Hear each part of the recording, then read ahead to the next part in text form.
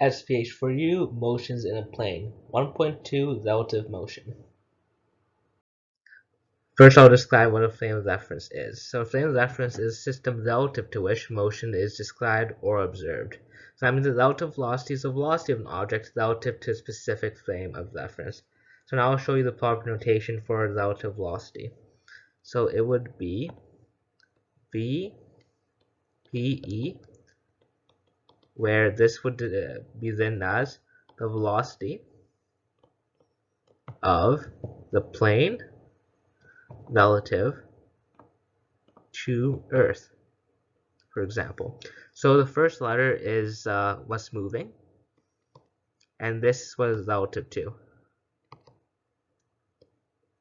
So if you have the velocity of a bird relative to the sand, for example, that would be VBS, where this is the bird and this is the sand.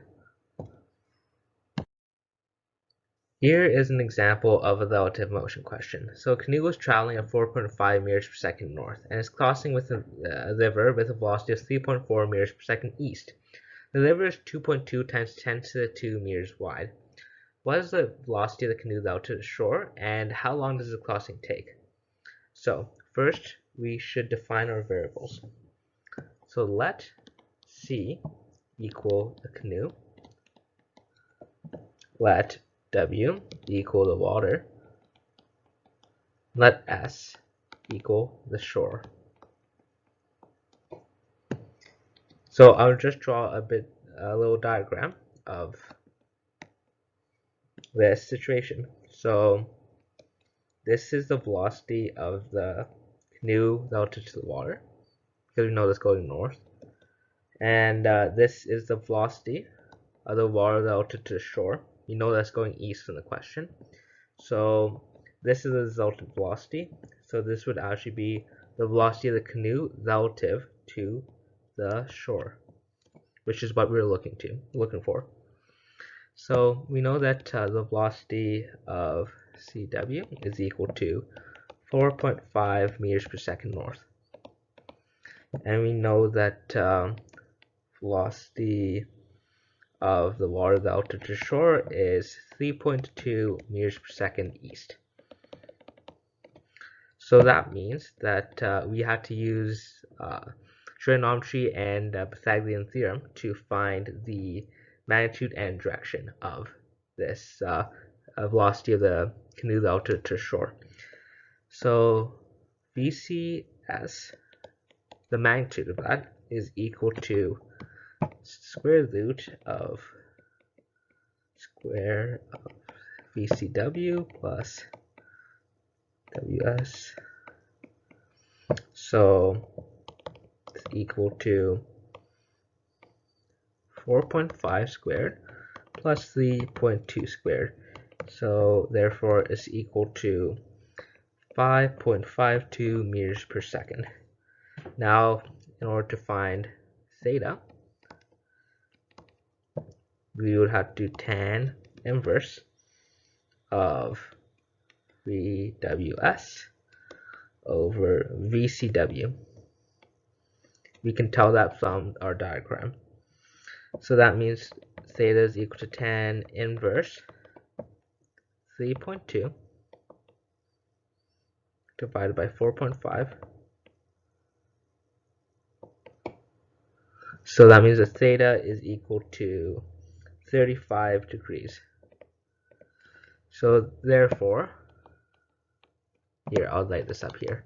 Therefore, the velocity canoe relative to shore is equal to 5.5 using proper sig figs meters per second north, 35 degrees east. Now we will be working on part B. How long does a crossing take? So we know that the distance is equal to 2.2 times 10 to 2 meters north. So, and we know that the velocity of canoe relative to water is 4.5 meters per second. So that would be 1 second over 4.5 meters times 2.2 times 10 to the 2 meters. That comes out to be 49 seconds.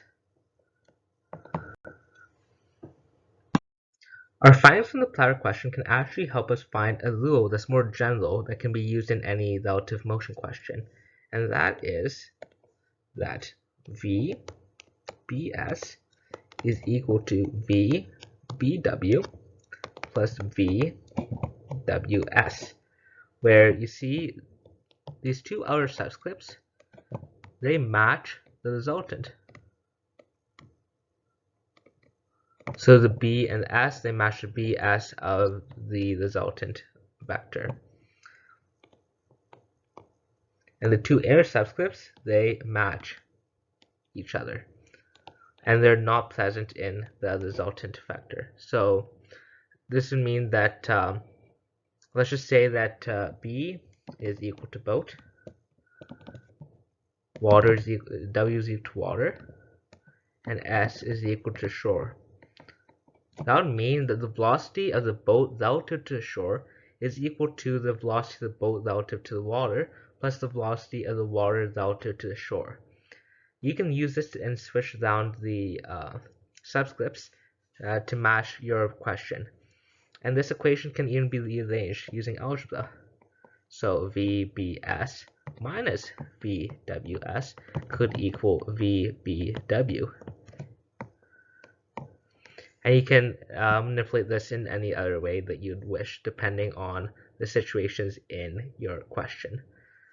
So this is a subscript rule, and it is very useful in these questions.